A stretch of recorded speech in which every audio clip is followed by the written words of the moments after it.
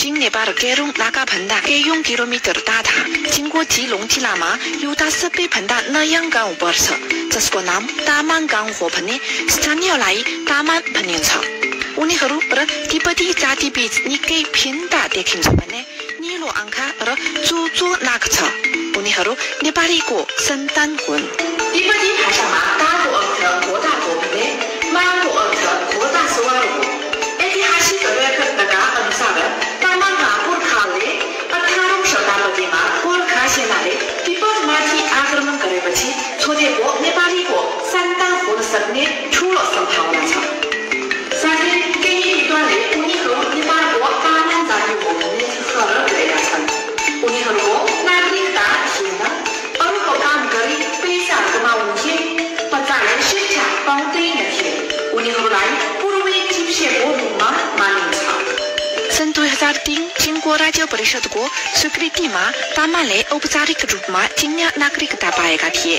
सन् 2004 मा चीन सरकारले 4,70,000 युआन लगाएर बसोबास योजना निर्माण कार्य सुरु गर्यो।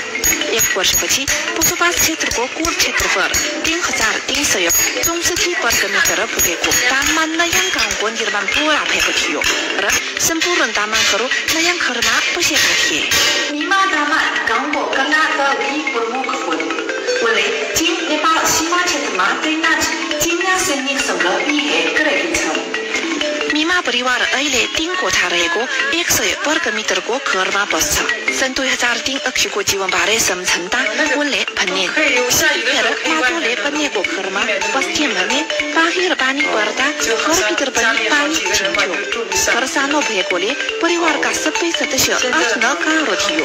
हाल सबै धेरै राम्रो छ। हामीलाई निकै सन्तोष लाग्यो। बसोबासको व्यवस्था गर्नु बाहेक स्थानीय सरकारले तामाङलाई रोजगार प्रदान गर्न सक्रिय भइरहेको छ। सन् 2003 यता तामाङ गाउँ उचाट स्थानबाट हाल 58 वटा परिवार लगायत लगभग 200 जना गाउँले बसेका आधुनिक गाउँमा रूपान्तरित भएको छ। साथै अत्यन्त गरिबबाट औसत प्रति व्यक्तिको वार्षिक आय 12,000 युआन भन्दा बढी छ। यसबाहेक बालबालिकाको पनि निरक्षरताबाट स्कुल भर्ना दर 70% पुगेको छ।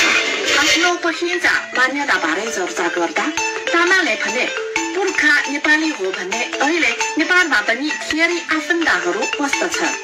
कहिलेकाहीँ उनीहरूसँग भेट्न नेपाल जान्छौं। तर